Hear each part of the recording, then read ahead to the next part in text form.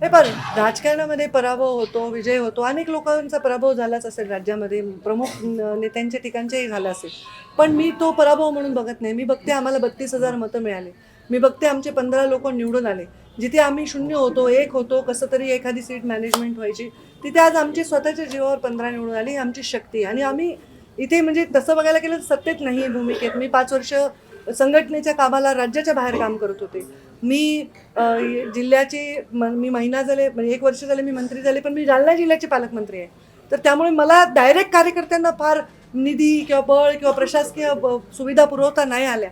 पण जनतेने मात्र आमच्या पाठीमागे आपलं आशीर्वादाचं बळ ठेवलं. आमच्या मातीत, ज्या मातीत आम्ही जन्मलो, ज्या मातीसाठी आम्ही खपलो, मातीसाठी काम केलं, त्या बीड जिल्ह्याच्या मातीने आम्हाला एवढा मोठा विजय दिला.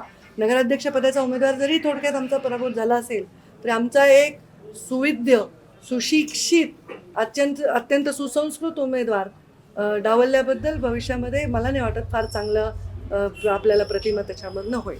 गेवराईमध्ये वेगळी समीकरणं तुम्ही केली आणि पवार आणि पंडित एकत्र येऊन आता त्या ठिकाणी भाजपचा विजय देखील झालाय. कसं पाहताय विजयाकडे? मी अत्यंत आनंदाने पाहते. वेगवेगळी समीकरणं मी नेहमीच करत होते. जर कसं आहे, थोडंसं एकहाती कारभार असेल तर चांगल्या गोष्टी करता येतात. मागच्या वेळी पण मी जिल्हा परिषदमध्ये असे वेगळे समीकरणं केले होते, जे कधीच एकत्र नाही बसत. असे लोक बसवले होते एकत्र, कारण शेवटी आमचं ध्येय काय आहे तर भारतीय जनता पार्टीची ताकद वाढवणं आहे. आणि त्या दोघांनी पण एकदम समंजस्याने काम केलं. दोघांनी खूप छान काम केलं एकत्र. सभा घेतल्या, एकमेकांना सन्मान दिला, एकमेकांच्या घरी आले. एक मॅच्युरिटीचं दर्शन हे पवार आणि बदामराव पंडित यांनी दाखवले आहे, आमच्या बाळदादांनी दाखवलेलं आहे. आणि मला वाटतं ही खूप चांगल्या भविष्याची, उज्ज्वल भविष्याची नांदी आहे.